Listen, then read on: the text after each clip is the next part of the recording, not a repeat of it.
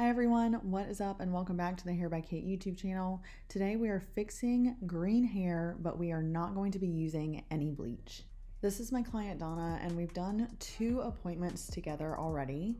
She's actually the tattoo artist in my salon. So we've been trying to get her to kind of like a dark base, but having like this really blonde platinum money piece halo kind of going around her hairline. She has some natural grays and whites coming in. So we're kind of hoping to help her maintenance by not having dark color all over her head and by having some of these lighter pieces around the face to just kind of soften her grays when they do grow in. Because we're working through previous color, we've been trying to take it really low and slow on her hair. We definitely don't want to over process it and dry it out and cause a lot of damage. But because we are working through previous color, the last time I lightened her hair, it turned a little bit of a green hue. It just had a little bit of a green cast to it.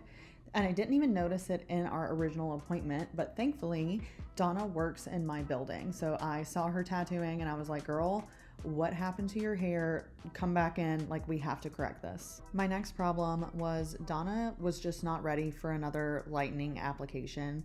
I really like to give a few weeks buffer time in between lightening appointments to make sure that the hair is not getting over processed.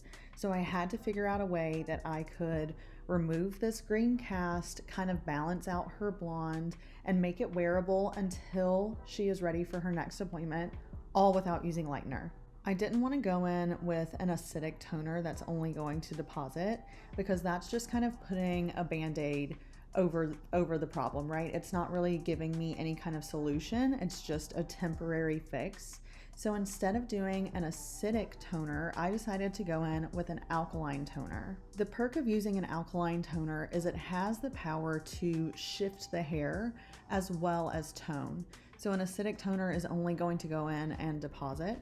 An alkaline toner is going to be able to kind of shift and lift the hair just a little bit and then deposit the tone. So it's really a better tool for any kind of corrective toning situation and any time that you're needing to really balance through a toner. My favorite alkaline toners are by Pulp Riot, obviously.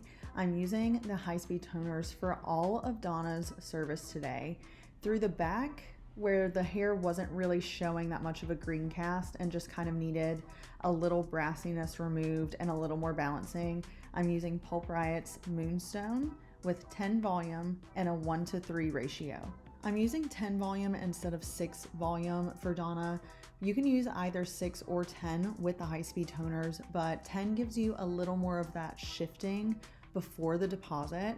So because I really want so much correction out of these toners today, I'm going for 10 volume. One of my favorite things about the high-speed toners, aside from them just being alkaline, is the versatility that you can have in customizing these formulas. You can switch up your developer, your timing on damp or dry hair and get totally different results from all of them. If y'all want a more detailed kind of in-depth video on the high-speed toners, let me know down in the comments and we can get that made for you. We are going to be adjusting our formula a little bit when we move into this front top section where we're really seeing a lot of that green. But for these parts in the back and this lower part of the side that I just wanted to kind of, rebalance and cool off a little bit, I went in with Moonstone. Moonstone is like a pale violet kind of lilac shade.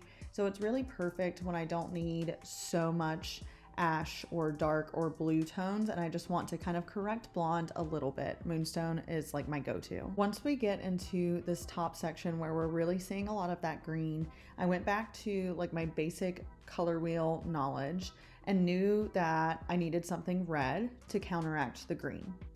But because this green that we're trying to correct is such a sheer, almost like pastelized tone, instead of going in with a red, I wanted to go in with a pink.